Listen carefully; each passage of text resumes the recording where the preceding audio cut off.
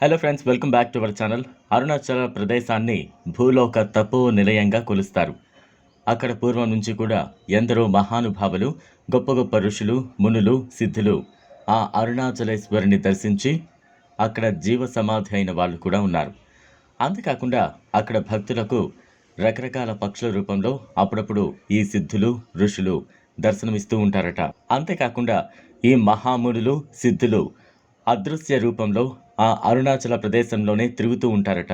ఈ విషయాలన్నీ కూడా చాలా నమ్మకంగా నిజమైనవి అని ప్రతి ఒక్క హిందూ భక్తుడు కూడా నమ్ముతూ ఉంటాడు. ఎందుకంటే అరుణాచలేశ్వరిని మహిమ అంత గొప్పది. ఈరోజు మనం ఈ వీడియోలో చెప్పుకోబోయే ఆ సిద్ధ గురించి మీలో చాలామందికి తెలియకపోవచ్చు. అరుణాచలం గురించి ప్రతి ఒక్కరు వినే ఉంటారు, కానీ ఆ అరుణాచలంలో ఉండే ఒక సిద్ధుడి గురించి మీరు చాలా తక్కువగా వినే ఉంటారు. అరుణాచలంలో మౌన సిద్ధ అనే ఒక యోగి ఉన్నారు. అతన్ని మౌన సిద్ధ, మౌన యోగి అని, మౌన స్వామి అని రకరకాలుగా పిలుస్తారు. అతను అక్కడకు ఎప్పుడు వచ్చాడో తెలియదు. ఆ స్వామి ఎవరితోనూ మాట్లాడరు, ఎప్పుడు కూడా మౌనంగా ఉండి ధ్యానంలో ఉంటారు. కనుక ఆయనను మౌన స్వామి అని పిలుస్తారు. ఎప్పుడు శరీరం అంతా విభూది పూసుకుని ఉంటారు కాబట్టి ఆయన్ని విభూది స్వామి అని, విభూది సిద్ధ అని కూడా అంటారు.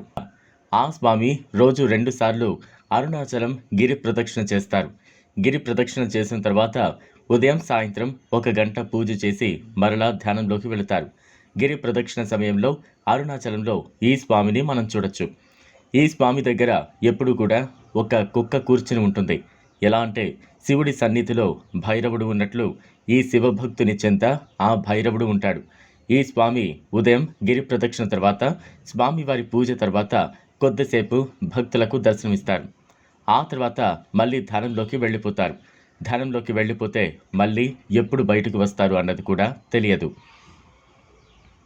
ఈ స్వామి సుమారు ఉదయం 6 నుంచి 7:30 గంటల వరకు, అలానే సాయంత్రం 7 గంటల నుంచి 8 గంటల వరకు పూజలు చేస్తూ ఉంటారు. ఈ స్వామివారి సన్నిధిలో కేవలం ఒక 10 నిమిషాలు కూర్చొని మనం ధ్యానం చేసినా మనకు ఎంతో ప్రశాంతత చేకూరుతుంది.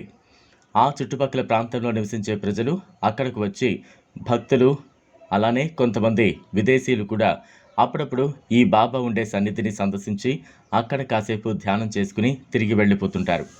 ఇది ఆ మౌన సిద్ధుని యొక్క గొప్ప కథ. అరుణాచలం వెళితే మీరు ఈ మౌన సిద్ధ స్వామిని తప్పక దర్శించండి. ఈ వీడియో మీకు నచ్చినట్లయితే లైక్ చేయండి, షేర్ చేయండి, ఛానల్ను సబ్స్క్రైబ్ చేసుకోండి. Thanks for watching.